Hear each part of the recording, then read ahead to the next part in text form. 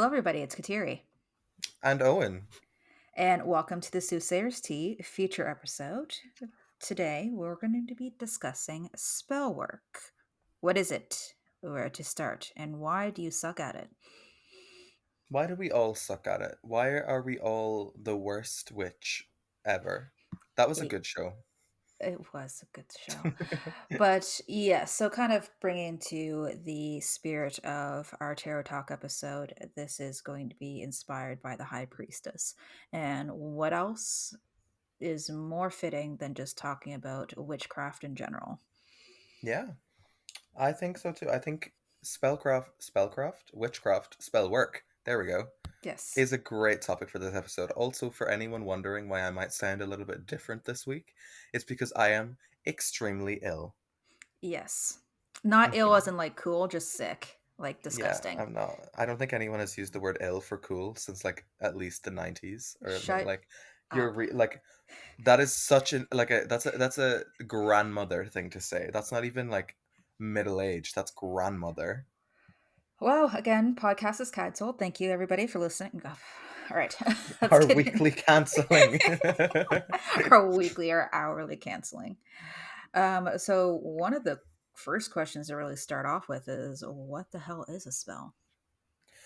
Well, that is a really big question. A spell can be a lot of things, and depending on the tradition or traditions that you belong to, your own concept of how spell work and magic works is going to be different to someone else's. And most of them, and I'm putting emphasis on most, but not all, are perfectly valid. And if it works, it works. I mean, that's kind of my philosophy for this. If it works, it works. But don't gaslight yourself into thinking it's working. I want you to take that message to heart. Yeah, like we're definitely going to be discussing spell crafting in a sense that makes sense to us individually as practitioners. There's going to be things that we're going to agree on, disagree on. I think that there is a lot of nuance to that, and I think one type of magic that works for one person is not going to work for everybody. Witchcraft or just pagan work in general is very, very personal. I'm assuming some of our listeners are coming off of maybe former Christians. It's kind of in the concept of Christian prayer that some people will be praying for different things. But again, what the hell is a spell? Honestly, this is a much bigger question than a neither of us can answer, let alone a podcast, because I think theologians and philosophers and academics have been discussing what this is for a millennia. So we can only really discuss what it means to us. Yeah, and the thing is as well, that will go for a lot of these questions. We're going to be talking about this now, yes, in this episode, but it will also feature heavily, I'd say, in some future episodes because there's a lot to cover here. A Yeah, lot. yeah. And when it comes to spell work, this is basically where to start and why are you failing. We're definitely going to have additional episodes talking about this in the future. I think because it is such a large thing. So when it comes to spell or magic, what exactly is magic for you? For me, it would. It sort of depends. I do a lot of different types of spell work, I guess you put in quotation marks, because Mhm. a lot of what I do wouldn't be considered spells by other people because they're not so much as they are prayers. Um, I'm sort of religious before I am a witch. Like I'm more pagan, I guess you'd say, but that's not really. That's sort of it. I do work with pagan deities and sort of pre-Christian deities, but I also have a lot of elements of Catholicism in my practice, and a lot of my spell work is just lighting saint candles and saying prayers to saints and begging them to help me find my headphones, for example, Saint Anthony. Thank you very much. Um, or my computer mouse. And I will say this now.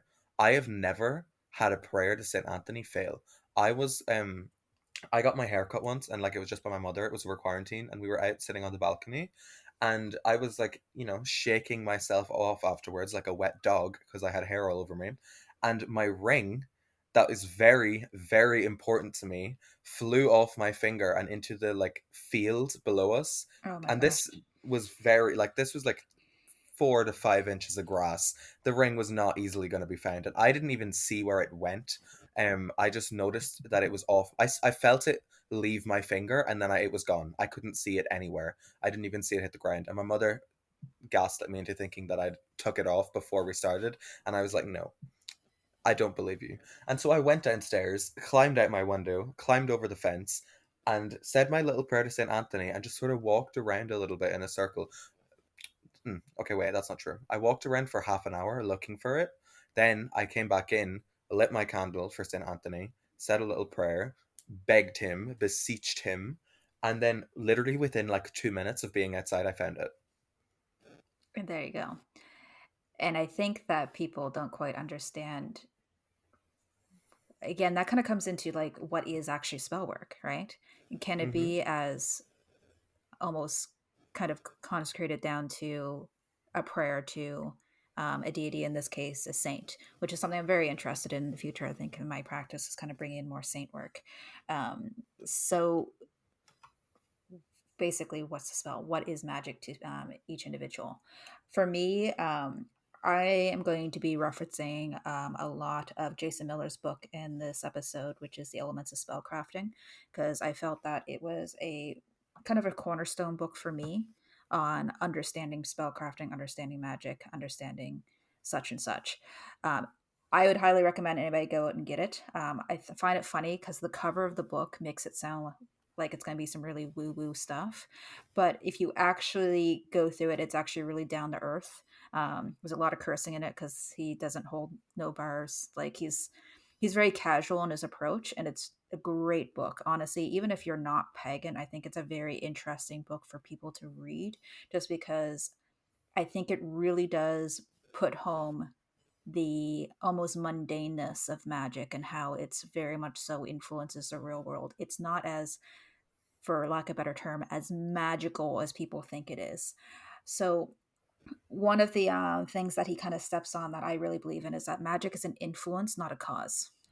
So, we can kind of influence things, but we can't make things out of nothing.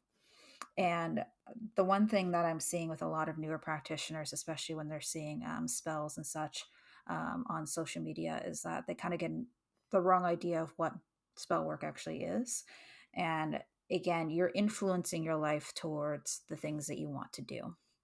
And number one, when it comes to any type of spell work, the first thing that you need to do is decide what your practice is going to be.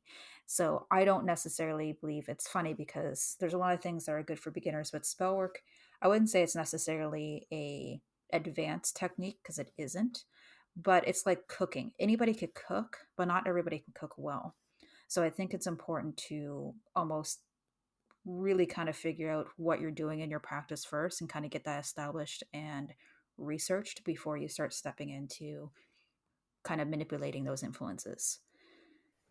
Yeah, and I mean, to me, magic is all about balance. I guess it's sort of like my personal philosophy, but it's also a little bit of what I've been taught. When I would like cast a spell or say a prayer or do a petition, I'm tipping sort of the balance in my favor or in the favor of what I want to happen. So if I were to, for example, say a prayer to St. Anthony. That's me sacrificing something and lifting the scales in my favor so that I get what I want and bringing me sort of closer to the path I want to be on. It's still not guaranteed because, like, I mean, it's just a prayer. It's just It's an influence, slightly not a to cause, right? yeah, exactly what you just said. It's an influence, not a cause. I'm changing things a little bit to be more in my favor. That doesn't mean that it's 100% still going to happen because nothing is 100% going to happen ever. That is impossible. Um, and even like there's things that I can do to make it more likely to happen, and there's ways that I can fuck up and make it less likely to happen.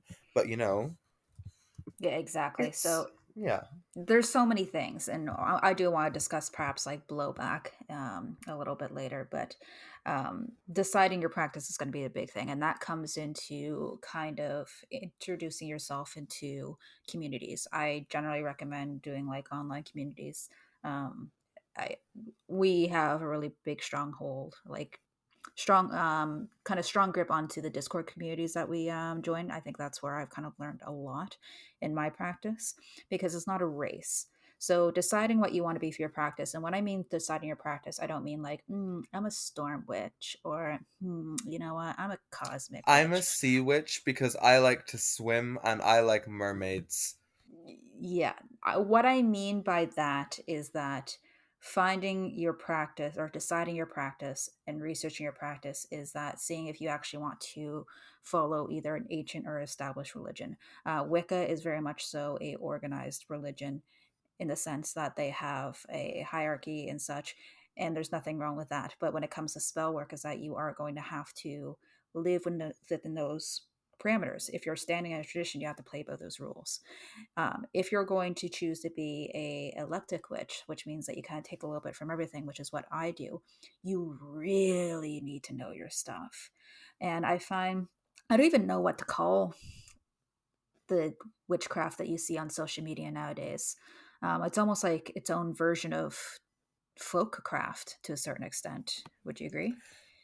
I wouldn't necessarily, because I think a lot of people will call themselves folk practitioners and folk witches when what they're actually practicing would be sort of eclectic witchcraft or just general witchcraft. I when I use the term folk magic and like folk witchcraft, I'm talking specifically about Yeah. a group of people, and it's usually very heavily influenced by a specific culture. Yeah, and I should make it clear, when I say folk craft, I don't mean like the actual concept of folk witchcraft, which is an established practice. I'm like, is this a new type of like craft that people are making when it comes to social media, and does it have a validity to it? Because I have a difficult time when I see these people doing things on social media. Are they doing it for attention? Because often they're doing it for attention, and a lot of the stuff, all the ingredients that they're using, don't make a whole lot of sense. Yeah, I mean, I think you could also sort of argue that the internet is like a community and that the online witchcraft community have created their own folk witchcraft as they Yes. are now the folk that it belongs to. And it was Yes. heavily influenced by internet culture and the culture that they have brought to the table themselves. Yeah, and that's what I mean. So I wonder if that's going to kind of develop just because of the energies surrounding it. So anyway, going back to deciding your practice, I don't need necessarily as simple as, again, deciding if you are a sea witch or like a dark witch. Like, find actually established practices, whether they be Hermetic or Norse pagan or something of the sort. You don't have to necessarily follow those to a T, but they are going to give you a really, really, really strong basis to work your craft off of. Because I find a lot of times when you see these internet practitioners, is that spell is going to work very well for them, or they're not giving you enough information because they have to fit it within a minute on TikTok. You know, TikTok lets you do 10-minute videos now? Oh, they do. But even Yeah, so, I even got 10 minutes doesn't feel oh, like yeah. enough. No, it's insane. This is so off topic, but I got the notification the other day on my TikTok and it was like, "Congratulations, you can now make 10-minute videos." And I was like, "There okay, if there is no way I'm going to be watching a 10-minute video on TikTok." But like, Exactly. what? What? Right. I don't know if that platform's kind of built for that, because it's kind of built off that short form, almost ADHD form of like consumption. Yeah. But either way, so what I'm getting at is that if you want to do something, you do have to research it. When it comes to, like, for example, if you want to get into astrology, you really have to get your nose into the books and not just Google a few things, get the base knowledge of it, and think that you have it. You have to really kind of study what you want to do and research your practice. If you want to get into astrology, I have so much respect for you, and also you are insane Yeah. because there is so much there, and all of it is numbers, and that is awful. That is Yeah. truly awful. Astrology is just like spell work with math. I know it's not even spell work, honestly. It's just that you can use that influence again to kind of bolster your own spell work. But researching your practice, the reason why it's so important is because, honestly, um, using spell books or seeing spells that you see online, because I'm sure you'll pick up those like 1,001 spells, and you'll find one and you'll do it and it means nothing. And there's issues with those spell books is because they're absolutely written to just get content out.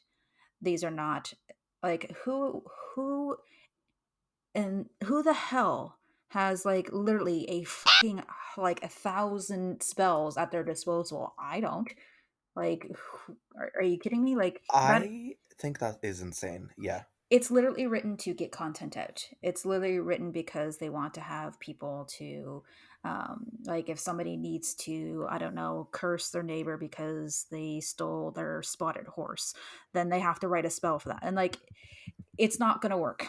It's just frankly not going to work because it's not going to be curated for your goals. And the question is that what are your goals? Yeah, I think you do really. I don't want to use the word intention here, but I do think when you're doing spell work, you need to know what your intention is and you need to have set goals. Doing spell work without sort of a set goal in mind and a final cause, like an actual result that you want to happen, can be a little bit dodgy. It can be quite unpredictable. Um, and also reading spells, like you were saying, from like spell books, like 1001 spells. Is that a book? I think it might be a It book. is. Yeah, it is. It sounds familiar. If you're not understanding what you're doing, which you probably won't be if you're reading like a spell book, because it's just going to tell you what to do. But if you don't understand what you are doing, then you are not going to get the best result possible. It's better to do something yourself that you have made up and you know why you're adding each component or why you're doing each step the way you are, than it is to just sort of do stuff because someone else told you to. When you have that sort of foundation of knowledge behind it, it is so much better. Yeah. And that comes into having measurable goals as well. Because the first thing everybody asks, and it's one of those, you're so funny, I've never heard this one before. It's just like, oh, well, why can't you just like, win the lottery? Because you're such a powerful practitioner. Why can't you just win the lottery?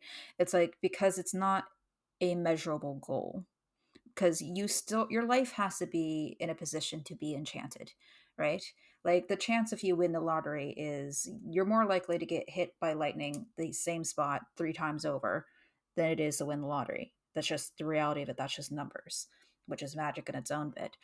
But it comes into is that what are you doing in your life to actually get your position in a basically putting yourself in a position to be enchanted. And what I mean by that is that if you are like weird and smelly and you're trying to do a spell for a girlfriend, but you don't leave the house and you like play League of Legends 18 hours a day. This is such a specific attack on a very specific type of person. Well, it is, but it comes into it's just like I'm trying to be as specific as possible because spell work is hyper specific like that. Because that comes into is like, what are you actually doing to actually I don't want to say manifest, but what I mean by manifesting, like, what are you actually doing to allow that spell work to happen? So, winning the lottery, for example, um, which is a bad example, but if I were to do like a money spell, right? Let's just say I end up getting $100,000 because I just got hit by a truck and now I am disabled. I have $100,000 because I wasn't specific enough, Yeah. right? And I mean, it also sort of like this circles back around to what I was talking before about balance. If you wanted to sort of tip the balance in your favor and win the lottery, you would need to buy 100,000 lotto tickets. Um, that is such like the balance is so not in your favor for this right now. It is so unlikely to happen that the things you would have to do to increase the likelihood of it happening are insane and way too much to give and such a waste of time when there are better ways to get money. Do a Yeah, job spell and then go out and look for a job. exactly. Like it's like almost like wishing for a baby when you do not have a nursery. It's like, or trying to go to an adoption agency, be like, hi, give me a baby. I don't have any preparation for the baby, but I deserve one. You're not going to Hmm. get one. They're not going like the adoption agency is not going to give you a baby. So if you don't have everything in place to make this happen, it's not going to happen for you. Yeah. And a good example, again, going back to the good example of the lottery, because that's the first thing people come back to is just like, why can't you win the lottery? I'm like, do you know how many other people are wishing for that lottery? I can't go against that. There's so Or much yeah, power behind that. or like the cast a spell on me right now. Literally, like turn me into a chicken. Do it right now. Yeah, that's not how it Yeah. works. Yeah, it's Physics is still a thing. Physics is very much so a thing. Again, it's just that it's funny because once you start asking these naysayers kind of some questions, you can actually almost see their mindset is almost very compatible with spell crafting. Because you ask them, do you think everything happens for a reason? Absolutely. Okay. So if there is something that you can do to influence things to happen for a reason, then why wouldn't you? And they Be kind the of reason things happen, you know? be the reason. And I think the problem is that a lot of people kind of get too caught up in the concept of doing things or like they start kind of following the steps to kind of do a spell work and then they feel good about it and then they think that's successful. No. Honestly, a lot of spell work is very boring. It's not that very like love and light woo woo stuff. It's just that you're doing the work. You'll get success if you did it right. Yeah, and I guess that also can sort of lead us into doing mundane things along with sort of magical things to get a better outcome. Like if you cast, like do some kind of spell work for getting a job, and this is always my favorite example, and it's so overused, but I don't care. If you do sort of spell work for getting a job and then you don't apply to a single job, the likelihood of you getting a job is very, very low. If you don't do spell work and you apply for a job, yeah, you might get it, you might not. If you do spell work and you apply for a job, yeah, you might get it and you might not, but there's a higher chance of you getting it. Yeah. And it's just money spells kind of go into like job spells here for me as well. Is that some people will be like, you know what, I just want to have more prosperity, and they do the whole process and they do everything right, and everything's hunky dory until they're working 60 hours a week at their job and they just want to pull their head out, like their hair out of their head, because now they're working Very so relatable much. content. Yes, because you have to be specific. And what I mean specific is that, like, let's just say you want $10,000. You have to be like, okay, I want to do this project. I want to attract this project within my capabilities that's not going to stress me out from this type of client. And then you want Yeah, to and have it by this date. That is where you want to get into specifics, because if you just say no, I want $10,000, well, congratulations, now you got into a car accident and the payout's just enough to be able to pay off the car, but now you have to, fix your car. yeah. That's I really like that you keep using car crashes as an example here. Um, I am a really big fan of including dates and times in my spell work and including that sort of time period. Because I want things done quickly and I want to know when things are being done. I don't want like no matter what it is, I don't like to be surprised. I don't want something thrown at me out of the blue even if I did want it. I like set date and time, you know? Yeah, and that's why when I see spell work online and people are just like, just do this for self-love, it's just like, okay, you did that spell and now you love the creator that made it because that spell was made for that creator. That's quite funny actually. I never thought about that. Pinterest So spells be like, why would you want to do somebody else's spell? Why would you want to? yeah, make your own, it's more fun. It's I also mean, less work. it's less work, and that comes into, again, making sure it is personal to you. It is specific to you and very specific, because measurable things are important and it has to be realistic to the situation that you're in. Because you'll see that when people talk about being very successful practitioners, they've been practicing for 5, 10, 15, 30 years. It's because they have these little steps, these little things that they've kind of built themselves up to be successful. I see this a lot of younger practitioners, is that they think they could do one or two spells and then before they know it, they're a rock star or a movie star, or they have like a social media star. It doesn't work that way. It's not that simple. It's these tiny little things that you slowly build up to, and you slowly, slowly, slowly build up, and you build your life with spell work. Yeah, absolutely. And I think that can sort of leading us into our next part where we talk about finding your own practice and finding your own framework with from with within from Yes. within. wherein you can do your spell work. Yeah, and that comes into is that you're going to find a lot of success if you connect with what you're doing. Yeah.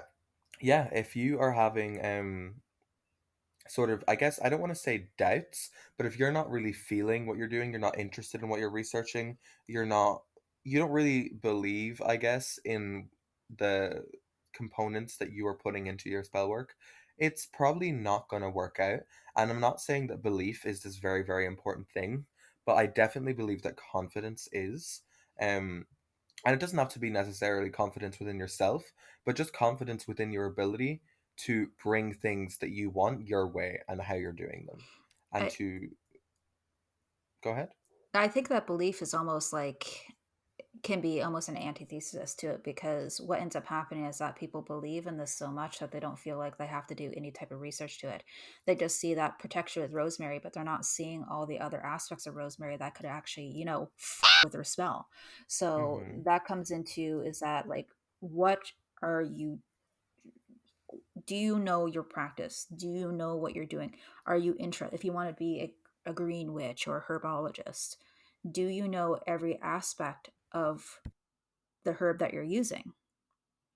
Because Yeah. a good example would be something I kind of came across as my travels is that there was somebody who was suggesting wolfsbane for protection. And I was just like, okay, I'm just going to ask, what can you tell me about wolfsbane? And they're like, well, I don't research everything I put in my book of shadows. And it's like, That is the dumbest thing I've ever heard. and the thing is that okay, well, one, wolfsbane, aconite, like that is actually a poison that will kill you. Like I'm not even Hmm. exaggerating. Like if you touch it, it is poisonous and it will kill you. So the other aspects of it, of course, is it is protective. It's protective in a way that, like blowing up somebody's like truck would definitely keep them away from you. So knowing the additional properties of each plant is what's going to help your spell work. Because if you were to just use wolfsbane in a protection spell, you could possibly influence some really nasty things for that people that you're pointed to.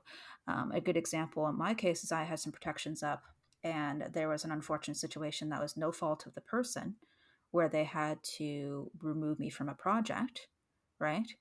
They got flack back for that. They got like an attack because of my protections. And I felt bad about that because I was just like, you know what, that wasn't their fault. But because my protections were so prickly, per se, it didn't have that like discretion not to attack somebody that didn't have any intentional harm towards me, but it did end up harming me in general.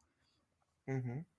And And that's, I guess, bringing us back into specificity, which we will continue to say 600 times before this episode yeah, is over. and it's Being specific in your protections. yeah, and it's not just what your intent is that it's what is the products that you're using.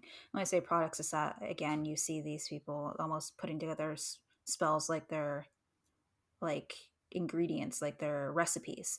And it doesn't work that way because what ingredients are contradicting each other? You have to Yeah, consider these things, and this comes into research.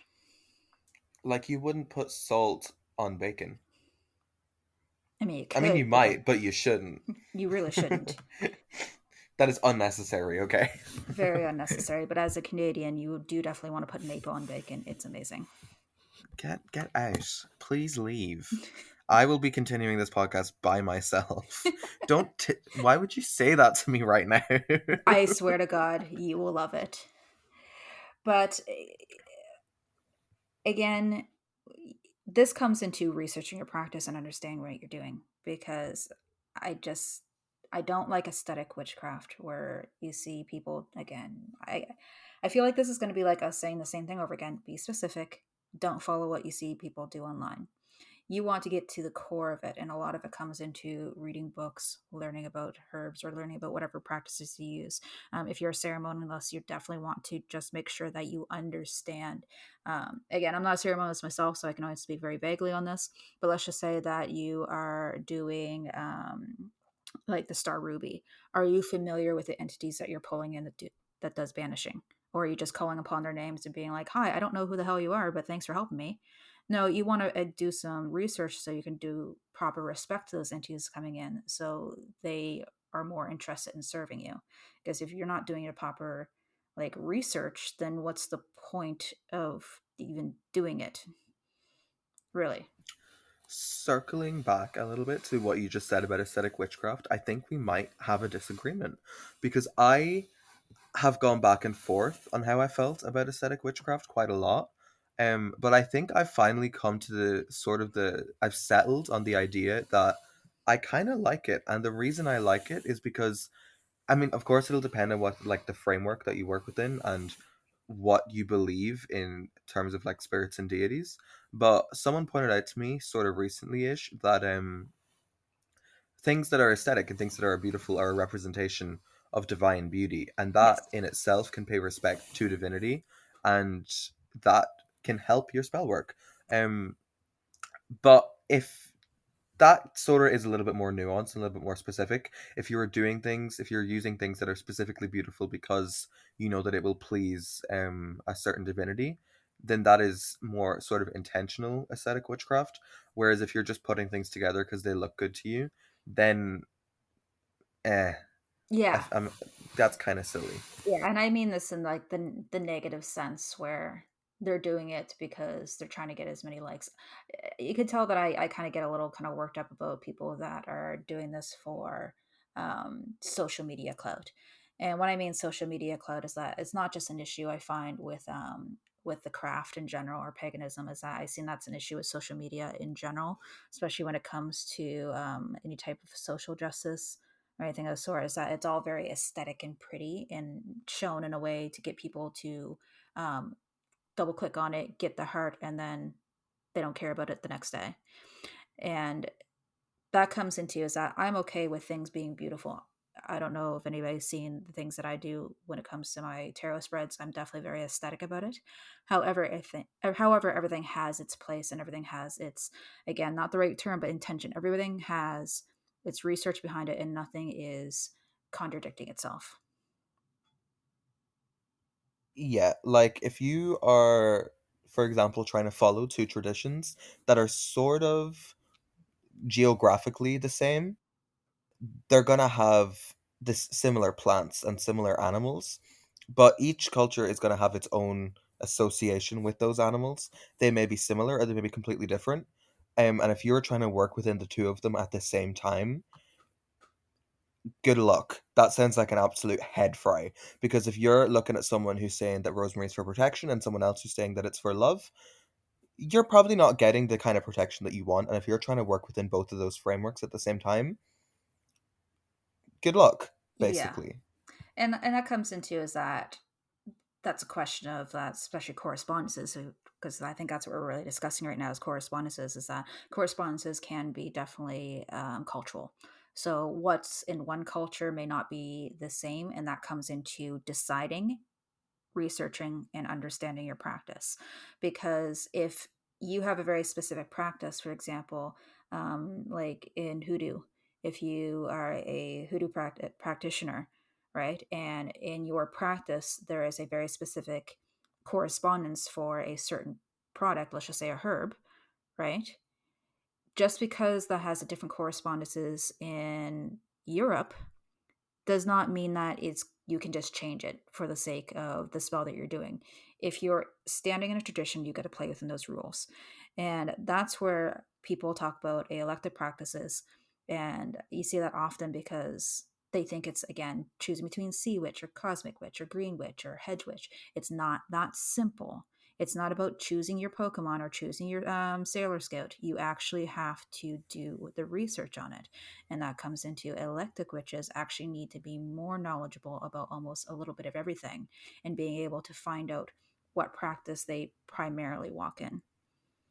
Yeah, because I think that there is a certain level that you can get to with eclectic witchcraft, but I definitely think it's more beneficial to you spiritually and sort of religiously if you follow a specific cultural path and tradition. Because the thing about eclectic witchcraft is you can sort of research everything, but putting that into practice can be very, very difficult. Because when you are researching and trying to find these sort of different traditions, um, that you want to draw inspiration from, you need to be very specific in what you are, I guess, sort of taking from them. Um, and you need to be able to justify why you're taking one sort of practices or cultures correspondence of a herb, for example, which I seem to be using a lot, over another. Why did you choose the Irish association with rosemary over the Scottish one? Why? Why? And I feel like that is just unnecessarily difficult. Yeah, and I think it's just that finding your main practice is going to be your best bet. I consider myself more alectic, but I definitely follow more of a tradcraft um, style of witchcraft, and then I do sprinkle in a lot of Hellenistic, which is Greek, just because my patron goddess. So you can do mixes. There's nothing wrong with doing mixes, but you also have to know what you're doing when it comes to mixes. For example, I do have a lot of like really deep friendship with Norse pagans. I admin for a Norse pagan Discord. Shout out to Heathen Weirdos, which is another podcast, which is fantastic. Um, I am learning more and more about like paganry and heathenism. Do I have any interest in it? Hell no.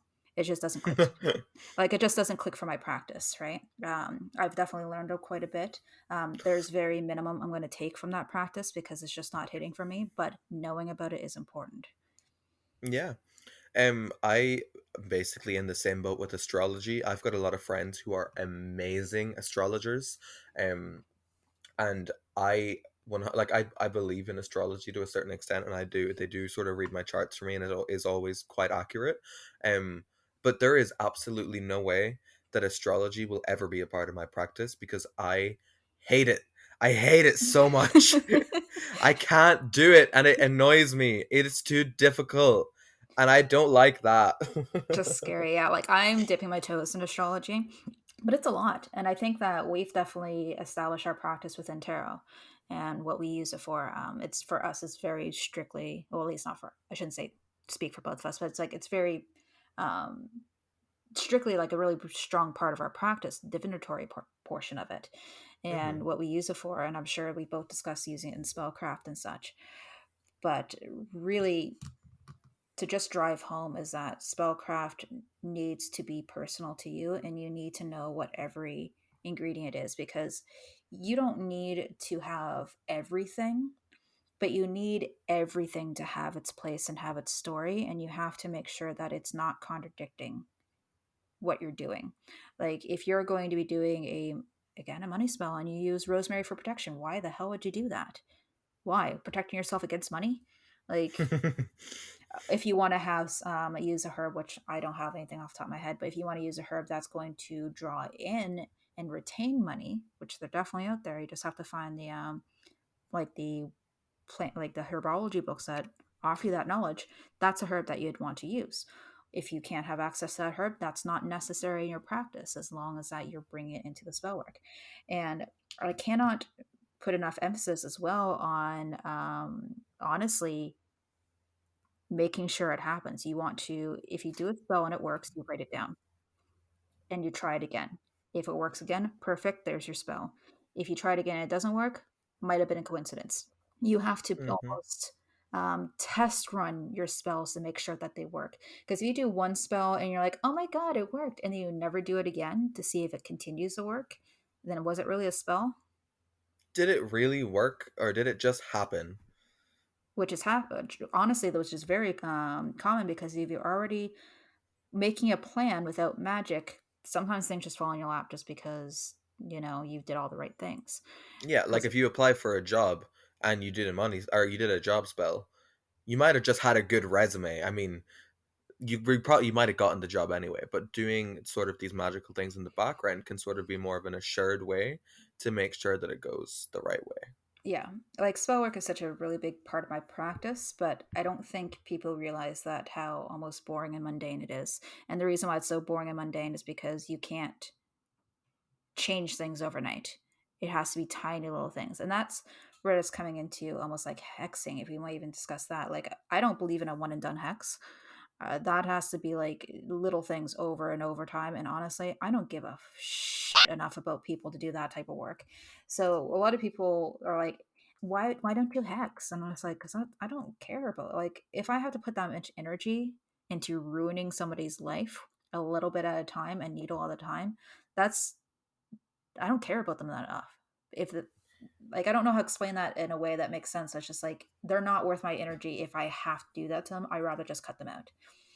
Yeah, I mean, I do baneful workings not often because, as you were saying, who has the time? Who cares that much?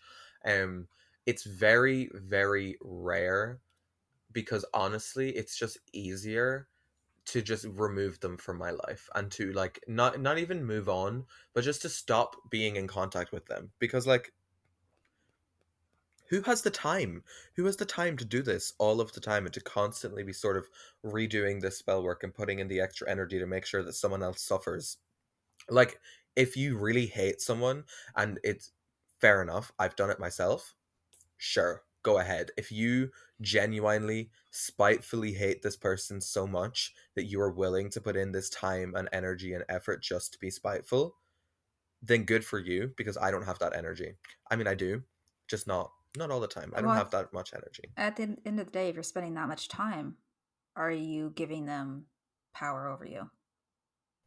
Yeah, that's it as well, to be honest. If you really are like thinking about them that much that you have to continuously do this painful working just to get your own back, are you giving them more power over you? Yeah, you're ruining their life a little bit at a time, or maybe a lot at a time, depending on what you're doing. But like, come on, Yeah. why? And that also comes into just spell work in general. Is it ethical? Um, because we use a job spell as an example, right? You got the job, fantastic. All the other people didn't. And if Yeah, you move the needle to influence and to benefit you, you're taking away from somebody else one way or the other. yeah. I mean, that's the thing as well. When you get something, someone else doesn't. There is that balance, and it will be restored. For I don't want to use that. A lot of the time when people talk about this, they say like for every action there's an equal and opposite reaction, but this isn't science, and I feel like when people try to bring science into witchcraft in that way, it can get very weird real quick, especially when people try to use like quantum physics and stuff. What I'm talking about is sort of spiritual balance. When you are tipping the scales in your favor, you are lowering the scales in favor of some it out of favor of someone else, and so you Yeah. are taking something away from them. Or it I mean, it might not always be a person, it depends on like what you're doing, but just like for the job spell, for as an example, um yeah, you're getting that job but then someone else isn't. So but Yeah. that's ethically, I'm kind of on that because either way, if I got the job magically or without, that person still wouldn't have gotten the job. Yeah, and that comes into, it's just like, what are you actually doing? And that comes by working, right? Yeah. For me, is that I've gotten screwed enough in my own life. I need to take back a little bit because in my practice, everything has a cost. And that comes into why I take payments for tarot readings and why I don't necessarily do free ones, is because um, the energy that I use, I'm paying somebody else for that. And when I say somebody, I don't mean somebody human. I'm paying something else for that, and I need some sort of payment to kind of soften the blow a little bit, right? So everything has a cost. It's whether you're willing to pay that cost. And that comes into, are you prepared for blowback when you're doing spell work? Because sometimes it's not other people paying the cost, sometimes it's just you, one way or the other. Yeah, and it is usually in kind of an unexpected way, at least in my experience. um, I've never really been able to prepare, I guess, for blowback. I've been able, like, preventing it is easier for me than preparing for it. I would rather not do a spell and face the sort of blowback of that or the results of that than I would do it and just try and prepare for something that I don't know what's going to happen. Yeah. And this is where, especially for newer practitioners, I generally recommend to just do prayer. when I say prayer, it doesn't mean to a deity. I just mean like prayer to your own power. Because spell work is really just a prayer to your own power. But it just comes into, if you don't want to pay a cost, you don't have to. You can just pray to your own power and kind of bolster that and kind of nudge yourself forward to do more mundane things. But if you're going to manipulate energies, you're going to manipulate influence to make things happen for you. There's some sort of cost there, one way or the other. Yeah, I mean, for me, I've always found it more beneficial to, I guess, sort of using your example, use my own power to do the mundane things and to sort of use that energy to give myself the energy to do the things I need to do while praying to a saint or a deity or a spirit, etc., and asking for them to help me along with it as well. Um, I've seen a lot of the like people recommending like praying to yourself and stuff. I see a lot of that and I think it's cool, but it's not something I do. Yeah, and that's fair. See, I'm an arrogant asshole, so I will absolutely pray to myself because I'm great.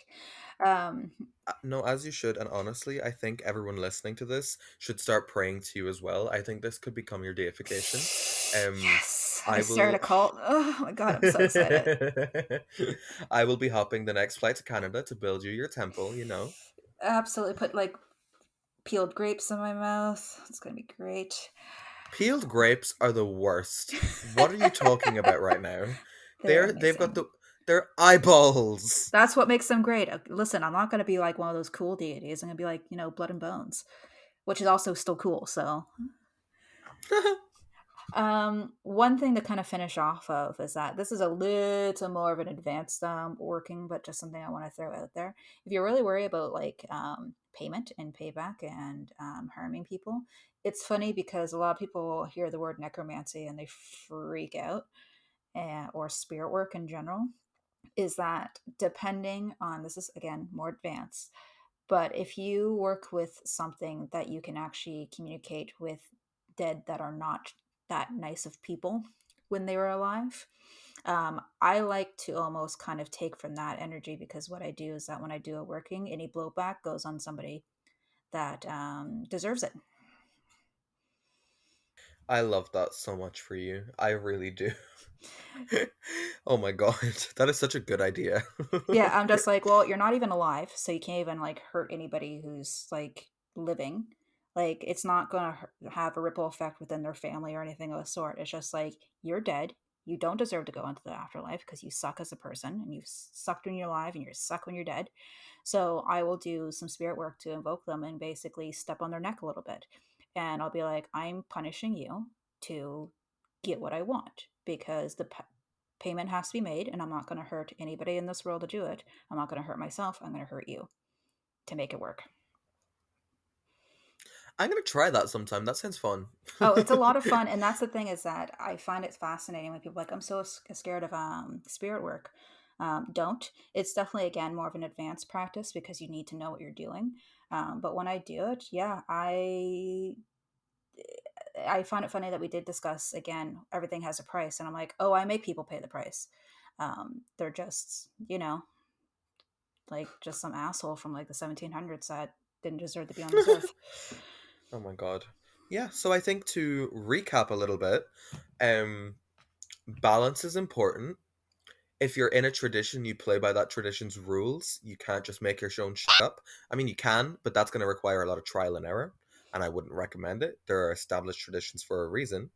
Um, and there was a third thing. Yeah, prepare yourself for blowback. Prepare yourself for the consequences of your own actions.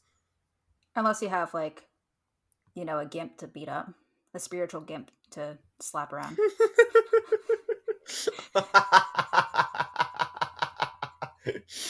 I'm gonna tweet that after this. Then yeah, you're fine. No, but joking aside, research, because I've done work where I didn't do the necessary things to, like, I didn't wasn't specific enough on who it was going to take from, and it's unfortunately has hurt people, which you want to watch for. Because when I say hurt people, I'm like, oh, it didn't hurt them like severely, but it was enough that I'm like, you know what, I can definitely tell that this was this happened because of me, so I have to make sure I'm a little more careful. Spell work shouldn't be something that's kind of thrown around lightly. I think the safest one is basically self love. As long as you're not doing somebody else's self love spell, do your own. Yeah, do your own self love spell, and also don't love yourself too much. Don't become an egotistical person. Don't It, become someone crazy like Kateri. yes, Don't. What you are witnessing right now is the effect of too many self love spells, okay? just a few, just a few. All right, I think that wraps it up. Yeah, I think so too. I've been on. Oh my god, I've been choking. I've been Owen on Kylock, and you can find me on Twitter and Instagram at Owen on Kylock. I also have a shop where I sell tarot readings. You can check that out. It's shopofkylock.com. I had to think about that for a second. Um, you will find that in the podcast link tree as well as in the description of the video. And no, it's not a video. Is it a video? It's a video and it's also on Spotify and Apple Podcasts. It's almost everywhere, and you're going to find the link there. Yeah, you will. You can also find me over on Twitter again at soothsayers underscore T, where I will be running the official podcast Twitter account. Yes. And for myself, my name's Kateri with Venoxes, VENNOXES.net, where you can purchase PDF readings from me, or if you want to speak with me directly, you can arrange a Zoom reading. I do run the Instagram for Soothsayer's Tea. That's Soothsayer underscore T. Again, you'll find that all in the link tree, along with links to both of our shops and socials. And everywhere that you can find the podcast, because there are a lot of places now. There's a lot of places. Honestly, I think going on either our Twitter or Instagram is going to be your best bet for contacting us. Yeah, go follow us, check us out, interact with our posts, give Yes. us your views. Look at us. Just look at us with your eyes. All Yeah, right. Bye, thank you everybody. very much. Bye bye.